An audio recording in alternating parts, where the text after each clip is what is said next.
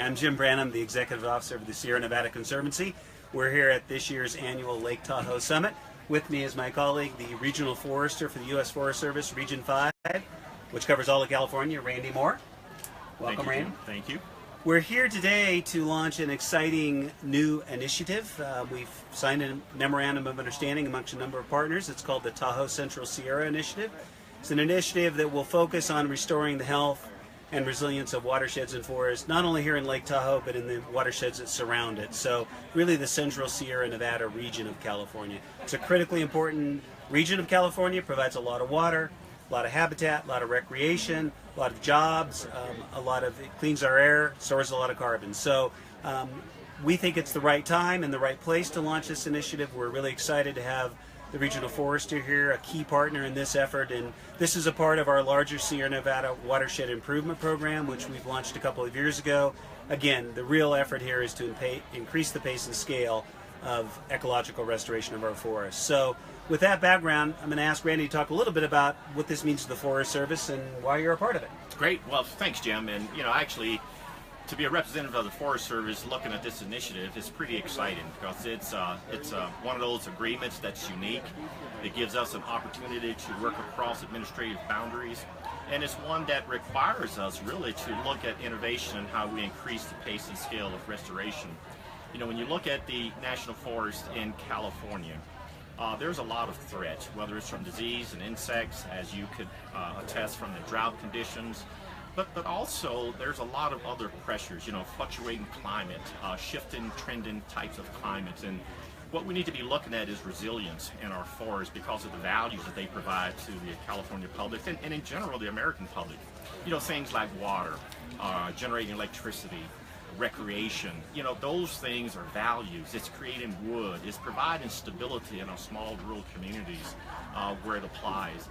I bet you probably wouldn't know, Jim, that we have about 23 million visitors to national forests in California in a year, and that contributes about $2 billion to the local economy. And when you look at water, it supports a $38 billion agricultural economy. An economy that produces 40% of the produce that the Americans eat. So when you look at the value of water that comes off the national forest in California, it's a sustaining life force. It's also the drinking water for 23 million Californians. And so when you look at those values that many people depend on, it's imperative that we find ways to increase the pace and scale and increase our resiliency in our forests. So we're really excited about this initiative. It gives us a chance to look at broad landscapes, and it gives us a chance to look at all of the community in general, to pull together, to use all their resources to respond and restore a landscape rather than just pieces of land divided and dissected by administrative boundaries. Great. So the Forest Service is obviously a key partner, a key player in this part of the region in Sierra Nevada.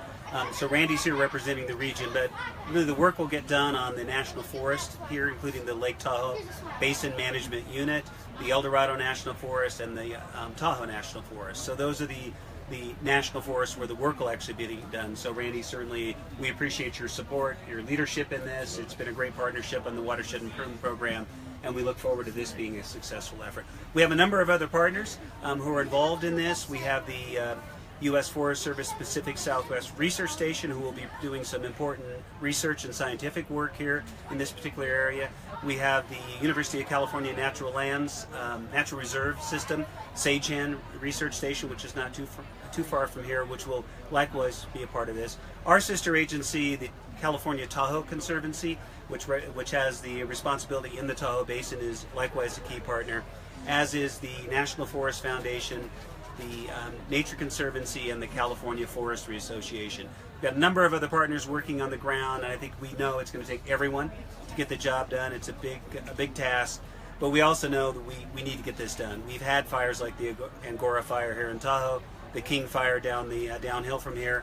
We see tree mortality spreading across the Sierra Nevada. This is an area that's ripe for another one of those events, and we want to make sure that doesn't happen, or if it happens, we can minimize the impacts of that. So an exciting effort. We're looking for really innovative approaches here, some game changers perhaps in how we do business. The Forest Service has opened their arms to say, let's figure out a better way to do this, let's figure out a new way to do this, as have the other partners. So we're excited We're happy to be here in Tahoe to launch this today. So you need to find out more. You need to go to restorethesierra.org and check us out. There's additional information there. I think there's a little tab that says Tahoe-Central Sierra Initiative. Follow us on social media.